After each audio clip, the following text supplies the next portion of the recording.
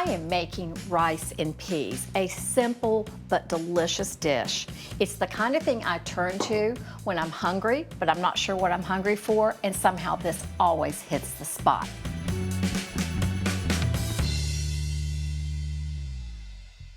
I'm going to start by warming a little oil and a little butter in the pan. I like using a combination of olive oil and butter because they each bring something to the recipe, their own little richness, and together they're the perfect cooking fat for this dish.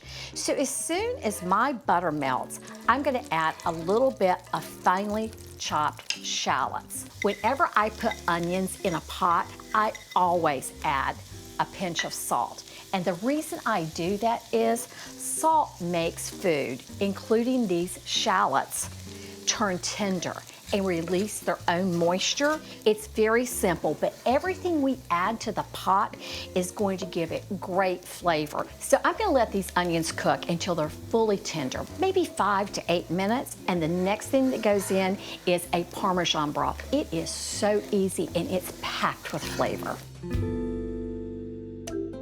Parmesan rinds are the outside edges of a big wheel of Parmigiano Reggiano cheese that are too hard to grate. They're full of flavor, like a meatless soup bone. I'm using them to make my chicken stock even more delicious before adding it to the rice. It's easy. Place the rinds in a saucepan and add chicken stock and a little water. You can use vegetable stock if you want to keep this recipe meatless. Add lots of garlic and a couple of bay leaves. Simmer until you can taste the Parmesan, about 30 minutes. Strain the stock, pour it back into the pan. You could discard the rinds, but I like to nibble on the soft edges as a little cook's treat. I love the flavor and the aroma of that Parmesan broth. It's amazing how much flavor we got out of those rinds. But my next step here is the rice, the star of this recipe. I am using a short grain rice, a risotto rice, because I want this to turn out creamy and brothy and delicious. Now, I am ready to start adding my broth, and I'm gonna do that in stages, about a ladle full at a time. It's a little bit like making risotto, but this is so much easier. So I'm down to about my last ladle or so of the broth, and that means it's time to add the peas. All right, I'm gonna confess something to you. I adore frozen little green peas. I don't think there's any vegetable that turns out better frozen than it is fresh. And now we can see where this is headed.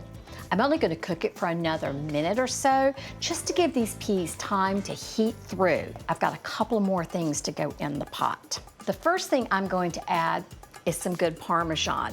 I actually grated this from the block of cheese that I used for the cheese rinds. And I've got this really finely ground so that it almost dissolves in this broth and thickens it up. So right before I serve this, I add a couple of last minute things to add some brightness, to lift this up. My go-to for that is a lemon. We're gonna start with a little zest. I'm going to cut this lemon in half and squeeze in the juice. There we go. Rice loves pepper. This recipe loves pepper. Put that in there, and one last pat of butter. Once the butter's melted, we are good to go. It's time to taste it. I'm gonna put a couple of big scoops in this and making sure I get a little bit of that amazing broth. Make myself a spot here. I'm gonna add 2 more drops of lemon. I'm gonna add a good sprinkle of chives. And last but not least, 1 more bit of Parmesan. And I'm gonna take a vegetable peeler and I'm just gonna pull some gorgeous big ribbons of that. And I'm gonna dig in. Don't you love a dish that tastes like you worked all day when you really didn't? This is comforting, it's special, but it's not fussy. You get the creamy rice, you get that little bit of cheese, you get some garlic. It makes me happy every time I make it.